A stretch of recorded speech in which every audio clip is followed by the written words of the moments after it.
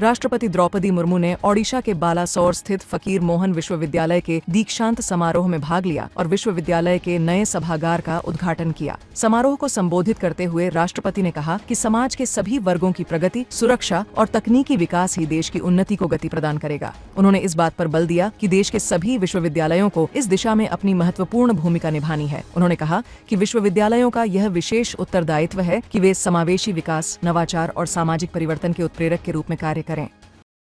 केंद्रीय वाणिज्य एवं उद्योग मंत्री पीयूष गोयल ने नई दिल्ली में भारत अमेरिका व्यापार समझौते पर मीडिया को संबोधित किया। मीडिया को संबोधित करते हुए केंद्रीय मंत्री ने कहा कि भारत ने मजबूती से अपना पक्ष रखकर एक ऐसे समझौते को अंतिम रूप दिया जो तेजी से बढ़ती भारतीय अर्थव्यवस्था के आत्मविश्वास को दर्शाता है। उन्होंने यह भी रेखांकित किया कि यह समझौता भारत द्वारा किए गए अब तक के सबसे लाभकारी व्यापार समझौतों में से एक है। इस व्यापार समझौते से वैश्विक अर्थव्यवस्था में भारत की स्थिति मजबूत होगी।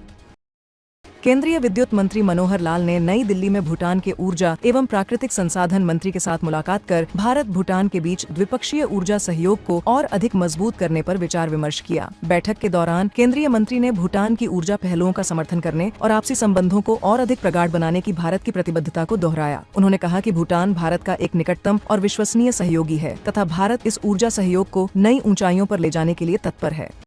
केंद्रीय रेल मंत्री अश्विनी वैष्णव ने देश की पहली बुलेट ट्रेन परियोजना के अंतर्गत महाराष्ट्र के पालघर जिले में दूसरी पर्वत सुरंग MT6 के सफल निर्माण की घोषणा की। इस अवसर पर केंद्रीय मंत्री ने कहा कि निर्माण और तकनीक के क्षेत्र में किए जा रहे विभिन्न नवाचारों के कारण यह परियोजना वैश्विक स्तर पर सराहना और ध्यानाकर्षण का केंद्र बनी हुई है।